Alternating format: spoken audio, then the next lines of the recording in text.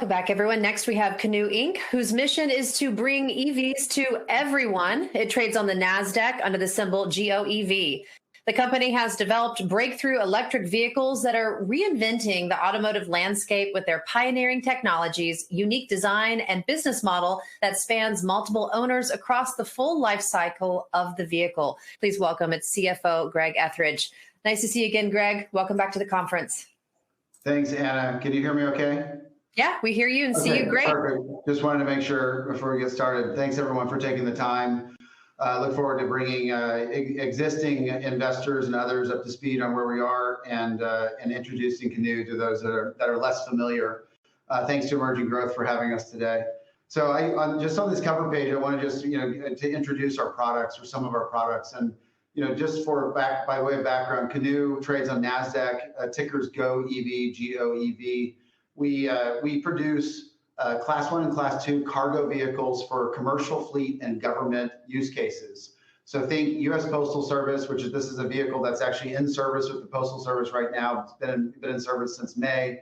We have some of our vehicles on the right side of the page that are a delivery, Class 1 delivery van, as well as what we call our Bulldog, which is a crew cab electric vehicle pickup truck that can be used for various use cases as military or commercial fleet, et cetera. And then we have a new vehicle on the top left of this page, which we call our LDV 300, which was recently introduced and was picked up in social media last week.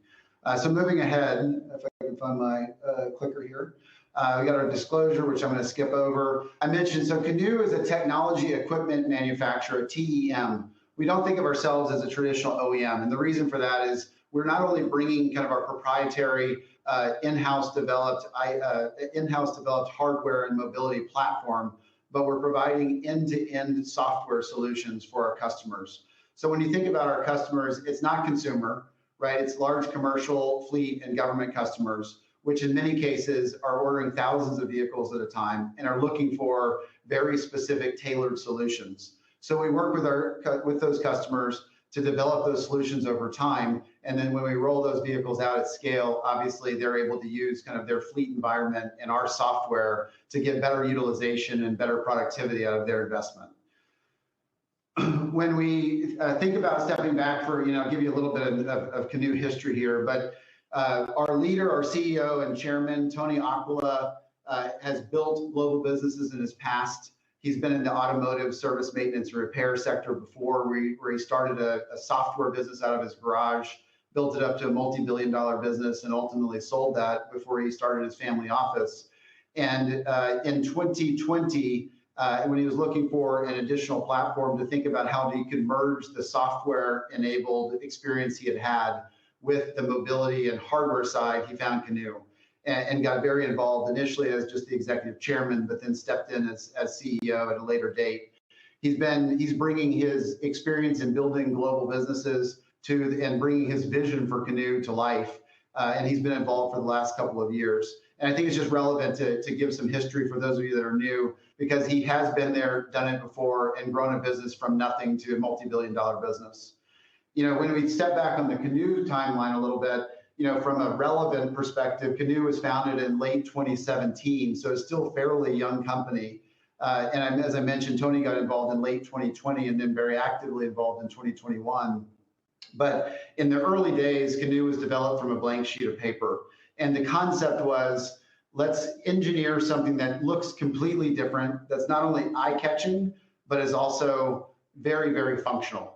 And so what I mean by that is it's functional in that it's the maximum amount of value you can get on the smallest platform possible, which will meet both needs for U.S. style streets, but also potentially Roman roads and European roads as well, where it's a very different profile. So when you think about getting the maximum utilization out of that space and out of that platform, we think we can cover the entire gamut of Class 1 to Class 3 opportunities on the commercial side. Since Tony's involvement in really repositioning the business and refounding the business from being consumer focused to being commercial focused, we've delivered vehicles to NASA, to the U.S. Army. We've had a contract to test batteries and work with the Department of Defense. We've now delivered to the U.S. Postal Service, and a number of other customers, including a relationship we announced with Walmart, and we're working on to get to the next stage with them. I'll talk more about that in the next couple of slides. Canoo's value proposition is pretty straightforward. It's a huge market. The BEV market, despite what headlines would tell you, is here to stay. The cost of ownership and the economics around electric vehicles for certain use cases is paramount to nothing, right? At the end of the day, it's a very clean and clear opportunity for large fleet users to use EVs in their businesses. And there's a huge economic power around that. It's not always evident on the consumer side or for certain commercial use cases, but we believe for the LCV and light cargo market, there's absolutely hands down nothing better than BEV. We focused on investment grade, bankable corporate customers and government customers. We built a $3 billion backlog with multi-year sales commitments. We build to deliver. We do not build to sell. We're not in the business of building to sit on inventory. We're building and allocating the customers that want our vehicles, and we know where those vehicles are going before we build them. And we're also focused on doing this the right way, the methodical way, and a disciplined way. We're focused on profitability. We're not focused on just getting units out the door. So the way we've designed our manufacturing and our footprint is not overbuilding, but building to get to certain scale thresholds. And we think about it as step-level manufacturing. As Tony discussed in our Q4 earnings call, doing it that way is the best way and the most efficient way to get to profitability, not just throwing units into the market that can create a whole host of different issues that we'll talk about. We have $1.6 billion invested in our platform to date. What does that get you? That gets you our technology platform and has gotten us to market. It's gotten us all the way through design, engineering, ultimately building up the pipeline, and now well into our manufacturing phase. We're very focused on doing this the right way and in a very methodical way. And then finally, I mentioned not only is Tony the visionary and our leader, but he's also been a huge investor, our single largest investor. He and his family office have been really important in terms of getting us to where we are, and he continues to be extremely involved and committed to the business. Just as a sample of some of our products, I mentioned our cargo vans, the LDV 130 and 190 will be our first vehicles to market. We recently introduced the 300. We also have a lifestyle vehicle, which is really a people mover, and then the Bulldog. Now, every one of those vehicles on the top part of this page can be used for commercial and government applications, depending on what type of use case. And obviously, there are other areas as well. At the bottom, I show you some of the democratized power systems that we've built in complement to our products. So obviously, in a lot of industries, you need to bring power with you. So there's different ways to bring that power, and obviously, being a battery technology business, right? We can bring that power with us, not only in the chassis that is important for getting the vehicle there and getting the vehicle back, but also the additional power that's needed for whether it be a forward base, in the military field, or out in the country where you need to have access to additional power for a construction project or what have you. When we think about what does the IP do for Canoo, our IP is very important, is that one, we control it, but two, the way we've designed it and conceived the IP is it gives us a tremendous amount of access and access to markets. I mentioned we have the $1 trillion TAM that's associated with commercial vehicles, service, maintenance, and repair, and software. But in addition to that, because of the democratized platform and the ability for us to sell, battery systems or battery modules or drive units or what have you to other customers, we can also become a tier 1 supplier effectively. So that's an incremental TAM to us. There's upfitting and accessories, given we're focused on commercial and government fleet. Then finally, there is over the life cycle of the vehicle, we're focused on generating additional revenue. So the traditional OEMs are focused on the first owner and burning off their warranty. We're focused on the life of the vehicle. So not only owner 1, but owners 2, 3, and 4. And obviously with owner 2, 3, and 4, depending on what the stage of that vehicle is, there's going to be additional revenue opportunities to be able to pursue. And that's going to come over time. So one of the key tenets of our business has been, as I mentioned, IP, have a great product, 1. 2, build a sales pipeline. And that's what this is we're about to go into. And then finally 3, which I'll touch on in a few minutes, is then getting into manufacturing. Doing it in the right sequence is extremely important, because if you do it out of sequence, you can find yourself getting into a lot of trouble. And we've seen, others in the industry that have not gotten as far as we have fall into some of those pitfalls. So for us, having large, well-known, branded, global, bankable customers like Walmart, like some of our partners in the KSA, Jazeera Paints, like the U.S. Postal Service, like NASA, those are global brands. And at the end of the day, that is a validation for us, for our product, ultimately for the capital markets and our investors. And as we continue to deliver into those segments, that's going to create a massive amount of upside opportunity for Canoo. We have a $750 million, about 18,000 units of initial backlog with lots of options that ultimately bring our order book to about a $3 billion value today and growing. On the Walmart side, I know we've been head down, very focused. We announced the Walmart partnership back in the middle of 2022. We have worked with Walmart, literally consistently since that time. They have continued to grow their business dramatically on the e-commerce side, but we've been very quiet and methodically working with the team there, and we're continuing to do that. We've tested the LDV 130, the 190 multiple times. I think we have over 10,000 miles of test miles with them. Their business continues to grow, which creates a massive amount of opportunity for us over time.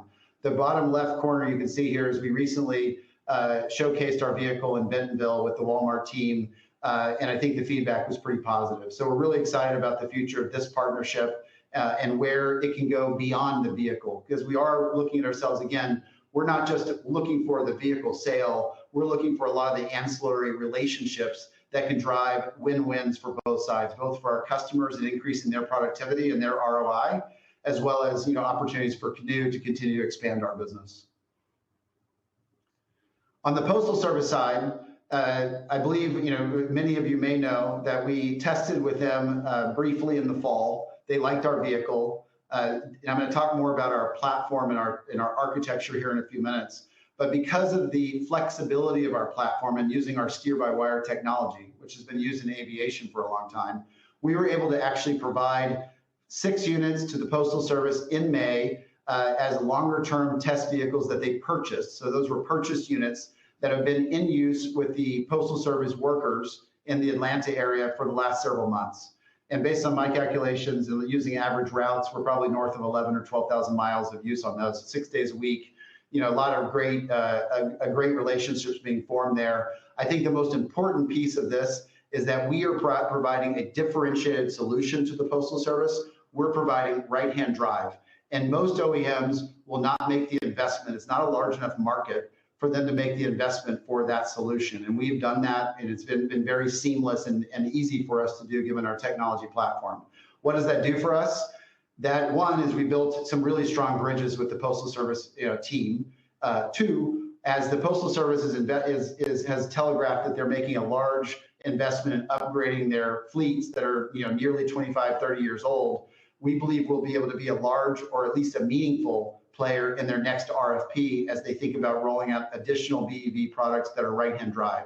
So far, they have not brought in right-hand drive EVs. They've only brought in left-hand drive, and we think that that's a great market opportunity for us. In addition to that, using that same technology platform, we've been able to enter into 2 very respectable and supportive markets, the UK and Saudi Arabia. Now remember, we're not selling to consumers. We're selling to large, sophisticated government and commercial fleets. The sales cycle is long. I get the question, well, why are you focused on the UK and Saudi Arabia? Well, 2 reasons. 1 is they're very supportive areas. 2, our product is a perfect fit for both markets. 3, we get additional test data. And as you think about, us rolling out and building out our pipeline and turning this into a global business, it takes time. So we can put a little bit of time and a little bit of money into maturing these markets, getting pilots underway, building those relationships with the largest fleets in these markets. And then over time, we'll be able to solidify and expand production and manufacturing after we get through the import phase.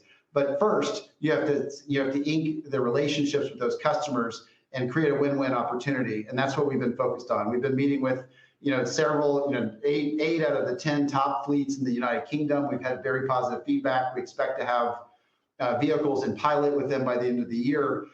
As I mentioned, from both a supportive government policy, but also from a mandated perspective, over there by 2030 and 2035, respectively, 70 to 100% of new cargo sales must be BEV. And there really is not a great alternative in the UK market right now other than imports from China. So that's something that we've just been very focused on and making sure we're creating additional opportunities for those key customers over in that market. And similarly in the Saudi, the Crown Prince is very focused on diversification of the economy, right? We think our vehicle fits really well in that market, and we've inked some relationships in a sales agreement with Jazeera Paints, and recently also finished a successful pilot under extreme conditions and temperatures with Red Sea Global, and the feedback there has been also positive. So we're looking forward to expanding those relationships over time.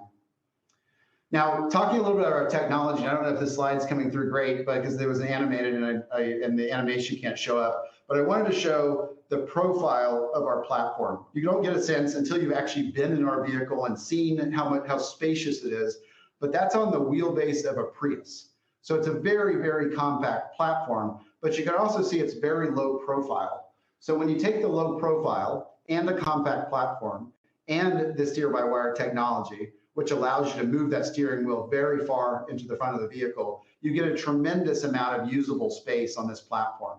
And then obviously on some of our cargo vehicles, we extend the back of that, which adds on additional usable space. So I think that's important because as I jump into technology, I want you to have the visual that you're on a very, very small platform with a tremendously tight turning radius, but you're getting the benefits of a lot of other things, right? You get additional space. You have the payload effectively of a Ram 1500, and you have the cargo utilization space of a large pickup truck or a large delivery van. So that when you think about that use case of that vehicle and that platform in urban environments or on tight roads, there's a tremendous amount of benefits, not only in the driver experience, but also from the repair and maintenance side. As Tony is an expert in that space, we're really focused on, at the end of the day, damage to the vehicle costs the company money, right? And that damage, by reducing that damage and being on a smaller footprint, there's fewer accidents, and ultimately, in like our Walmart testing, for example, there were no accidents over about 10,000 miles. When you think about driving a large cargo van in an urban area, another brand, right there, the accident rate is quite high for these commercial drivers. We use that steer-by-wire technology, which I already touched on, gives you a ton of flexibility. We use a trans-leaf spring suspension system that, again, makes the profile of the platform very, very usable. Again, not necessarily new technology, but it's been used more in performance applications. And then our components, I mentioned, that's from a democratized platform. The battery and the high energy density, compares very favorably, if not better, to anything else on the market. We use Panasonic cells, 2170 cylindrical cells in our module, but it's a customized system that we have the IP around. And then finally, the drive unit, as you can see on this page, also has a greater power density and is our design.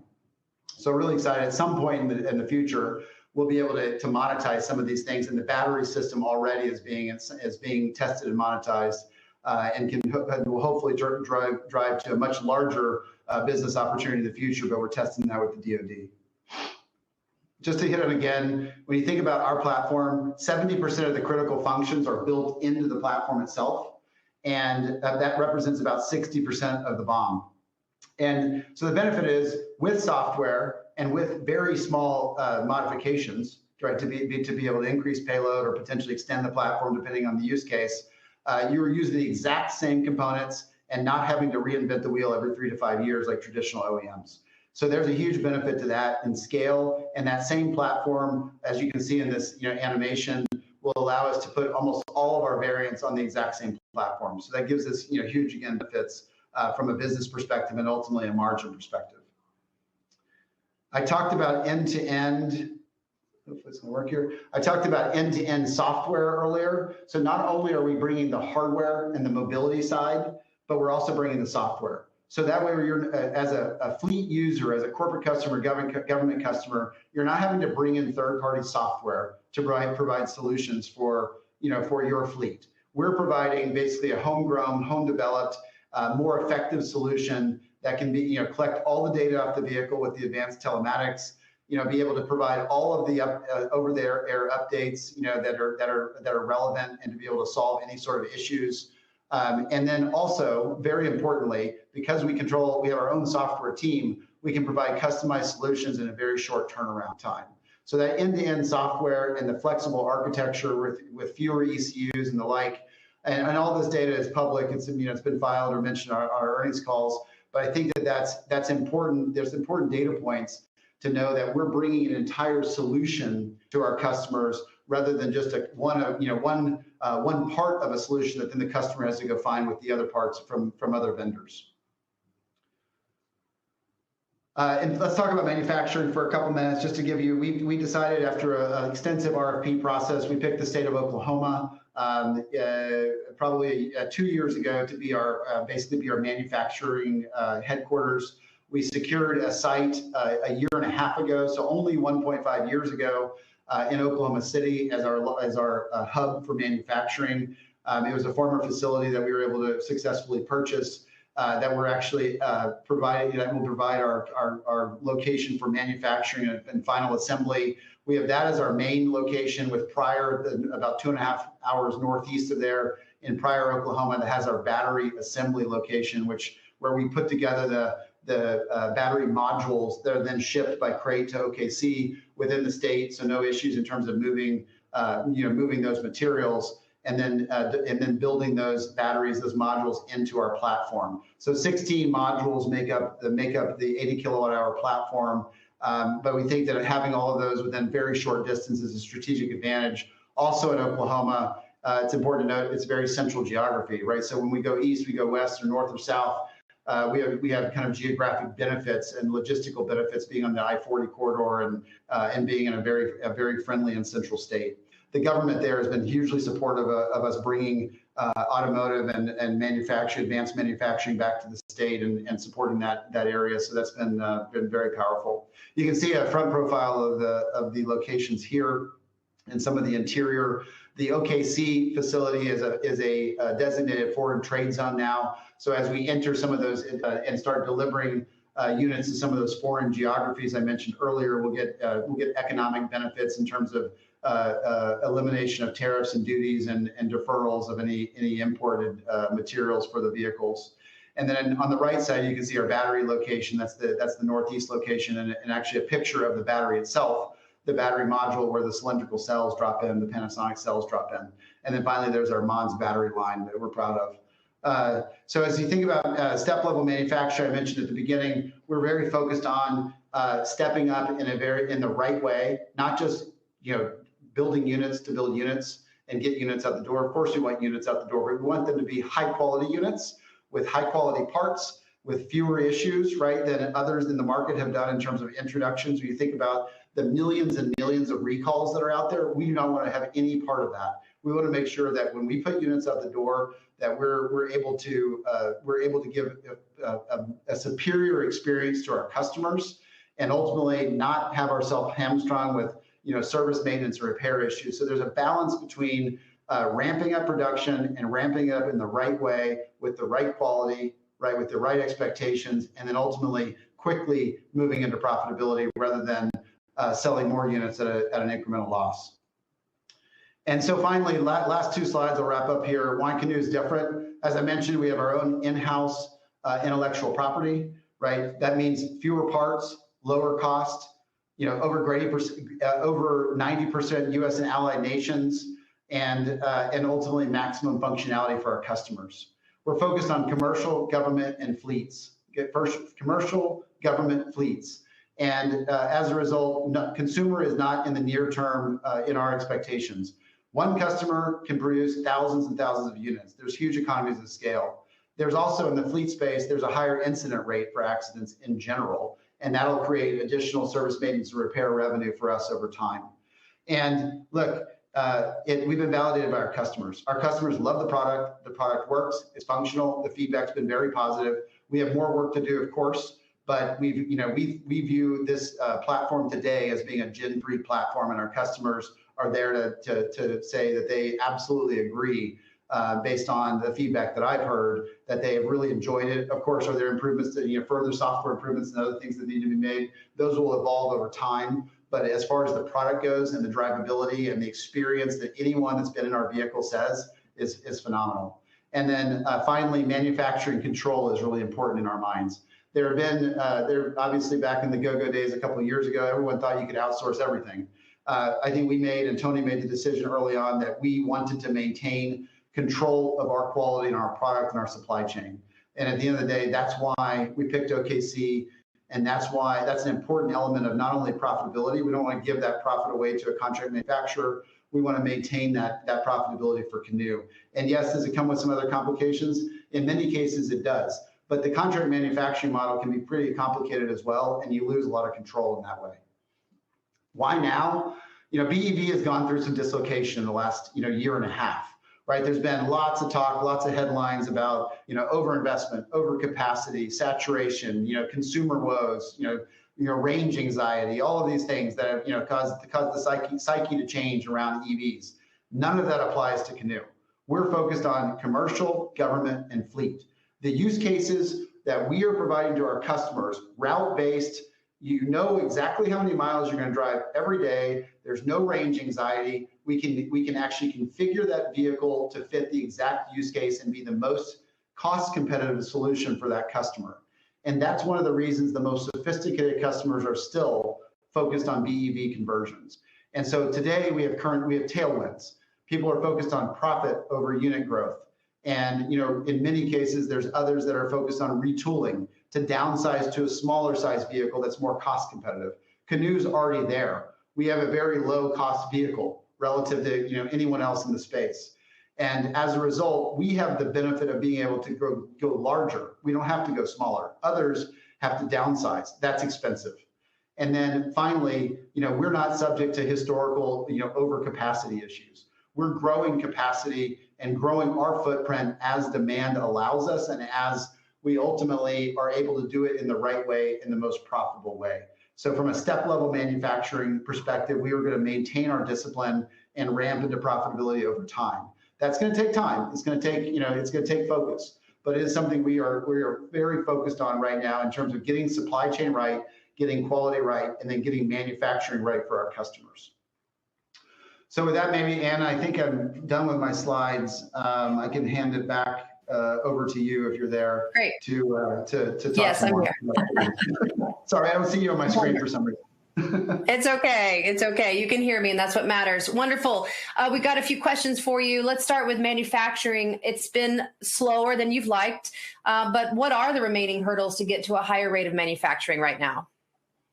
Well, look, as I mentioned a lot on the call, Anna, it is a key focus of ours. We hosted a supplier day in Oklahoma City. I think it's now 2-3 weeks ago. Time seems to fly. The feedback was really, really positive, and it represented about a little over half of our supply base. Many of them had not received kind of the complete update of the company, where we were. They hadn't seen what had been produced in Oklahoma at that stage. They hadn't driven the vehicle, so they got a chance to see all of the progress we've made in the last year and a half. And they were really excited. They're still, most of them are still completely on board with the vision and the opportunity here. But it takes a lot of effort and on all around the whole table to be able to balance out, getting your supply chain completely harmonized and aligned with where we are on the manufacturing side. So has taken longer, and it's been a little slower process, but I think the time ultimately will be in our favor because we're going to get this done the right way, and we're able to kind of catch some of our work streams up while we're working on supplying the rest of getting the rest of the supply chain harmonized.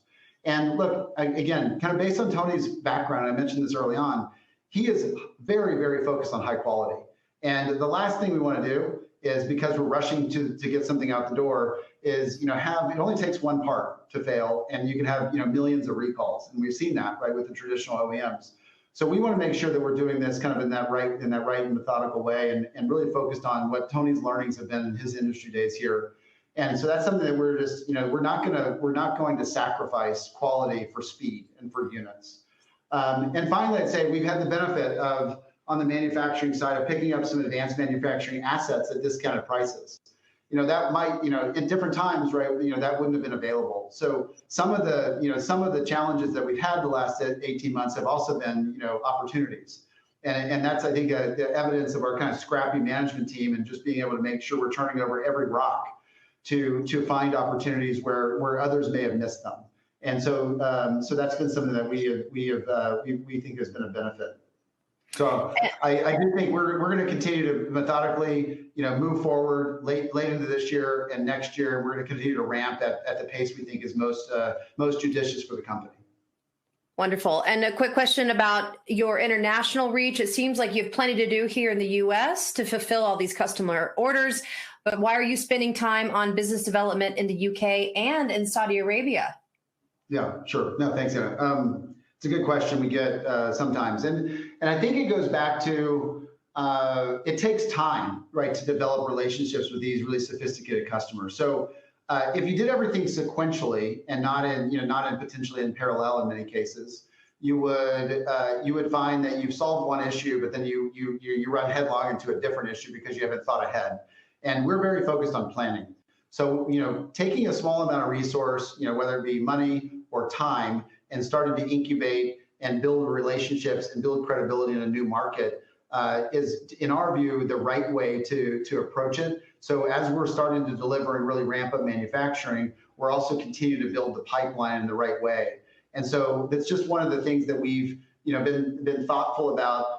How much time we spend, when we do it. We picked the UK and the KSA region for very specific purposes, as I mentioned earlier, because of the policies, because of the mandates, because of the relationships that Tony's had in those markets, and ultimately those are going to be very, very nice benefits to the company as we continue the ramp. But it doesn't happen overnight. You have to start that well in advance, 12 months in advance, to be able to have those customers ready to take product at the right time. And so that's how we're thinking. We're thinking ahead to make sure we're managing that demand side of the equation while we're ramping up the supply side as well. Wonderful. Well, Greg, we are out of time. We've got lots of questions for you. We'll send to you and your team so you can answer on your own. But thank you for joining us back on the conference with this update. Thank you, Anna. Good to see you, and wish you well. All right. Thank you. Everyone stay with us. We'll be right back.